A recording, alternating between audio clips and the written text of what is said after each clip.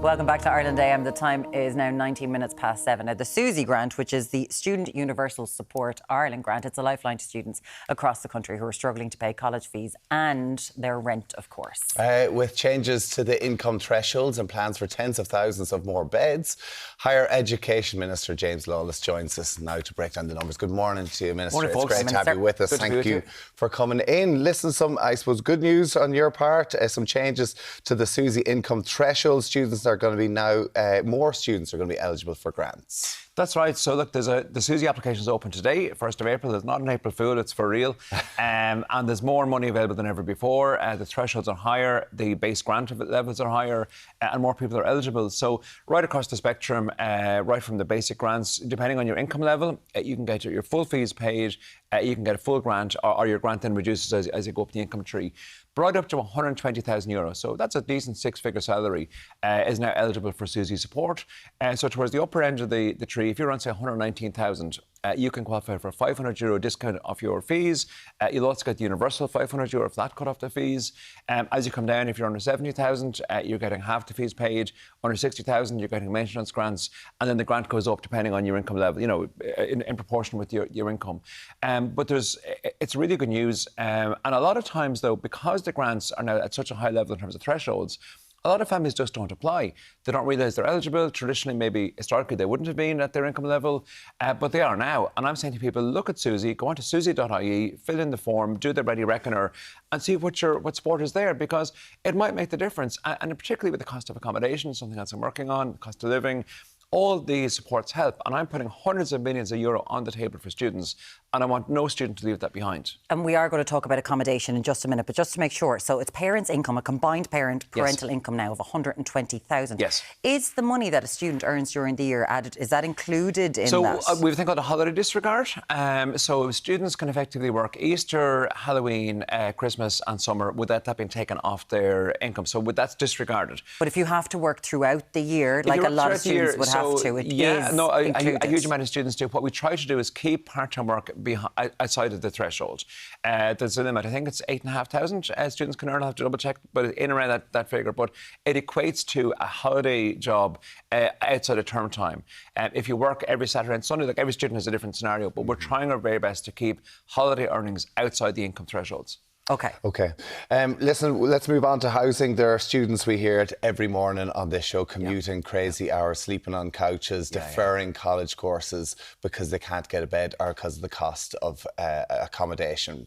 What is the situation with the government? I know they're talking about building 42,000 beds over the next 9 years. Exactly. We know in this country we need over 300,000 houses over the next 4 years.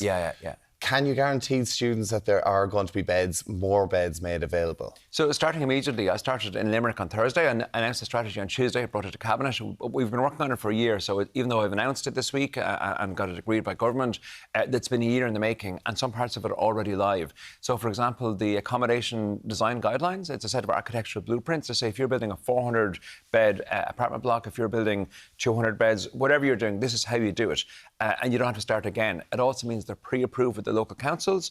If you go in for a planning permission and you're using these guidelines, they're good to go. They're pre-baked. Okay, rather than these ones that they had before where it was you're like making crazy it up things. each time. And sometimes, to be honest, they're over-spec. They're putting in swimming pools, bowling alleys, which is nice. But if the students have that on campus next door, they don't need to double it up on the accommodation at the cost of beds. So that's all there. But this is a private development. It's on and off campus, a mixture of private development, developer-led campus. We know you're including rent-a-room scheme in this as well for these 42,000 accommodation places that you need. But when it's developer-led, like, we have no idea what's this going to cost for students. So I suppose the strategy has a combination of different levers, and because we're trying to target 42,000 beds, that's a significant number, and I think we need to utilise whatever investment is there. So there's public sector investment. I'm putting hundreds of millions on the table to build out sites around campuses, to also support, so I turned the site in UCD in 493 beds very recently, Trinity going ahead with Dartry at some new beds that I'm funding directly, but we're also delivering private sector investment.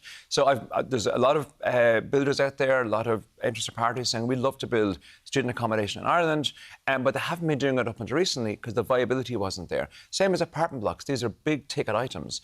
They need significant finance to get going. So what I've done is I've allowed a mechanism that they can partner with colleges. They can go onto campus lands, They can license the lands and they can say, we're going to build 600 beds here. The college says, great, we'll take them off your hands, we'll lease them from you at 20 years, 30 Minister, years.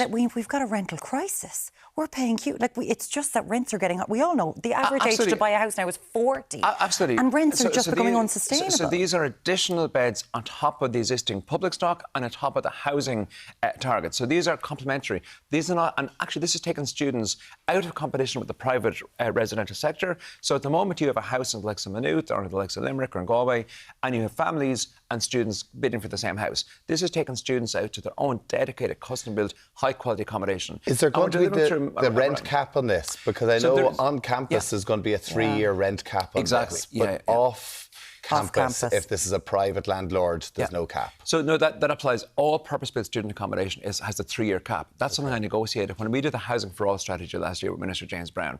I looked for a student concession because otherwise, under the new rent rules, they're quite complicated, but effectively if a tenant leaves, the rent can be reset by the landlord. I said, well, for students, they leave every summer. That's not fair. So I negotiated a 3-year cap. So that means that a student, they can come and go, they can leave the property, someone else can take their place. That property stays for 3 years minimum at that rent level. So that's a really important concession. So we've built all these protections in. Also, the new accommodation is subject to the same rent pressure zones, all the same rules as every other unit out there. So they are protected. There are levels there.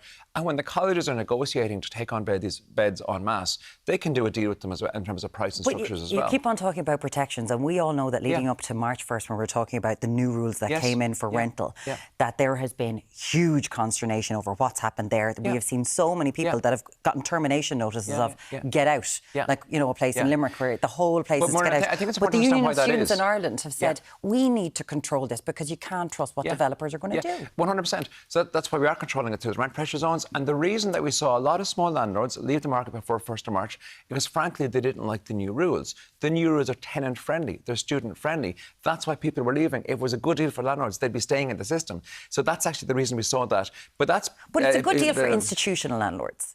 It's a good deal for institutional landlords. Let's be perfectly honest here. We're not going to build 42,000 beds without some kind of institutional finance coming in somewhere. This is a multi-billion euro expense. So we will put state money on the table. I'm doing that. But why would we turn down, like the pension funds are saying, well, we want to build 10,000 beds, say, in Ireland. Why would we say, no, go somewhere else? It doesn't make any sense. So in the same way as we want them to build apartment blocks, we want them to build high-quality student accommodation. I've given them a set of blueprints to work towards. I've given them a set of rent controls to work under. The reason a lot of this cost is going up is we don't have the workforce here as well. The cost of building as well. We have 77,000 in labour force gap. In terms of, you're in charge of further education as well. I know there's a target, I think, of 10,000 apprenticeships every year. We're not quite hitting that target. Do you think something needs to be brought into, yes, we're hitting the target on apprentices, but actually keeping the apprentices in Ireland? No, totally. Because realistically, all our apprentices, we're training up and they are going off and becoming the workforce for other countries. Yes, some of them are. And I was in Australia recently. Met a huge amount of tradies out there, as they're called locally. A lot of them are coming home, learning some skills and bringing them back again as well. My own sister was a GP who lived in Australia for a couple of years, came home with extra skill sets. So that happens too. But yes, absolutely. So in terms of our labour force needs, so I have skills under my ministry as well in terms of skills projections, what we need. And we need a huge number of construction workers. We need a huge number of engineers, also healthcare workers, also energy workers, with their renewable journey. And we're absolutely focused on that. So there's a number of things we can do there. So training up the apprentices, I'm increasing that all the time. We now have 80 different apprenticeship types in the system. That's the highest it's ever been.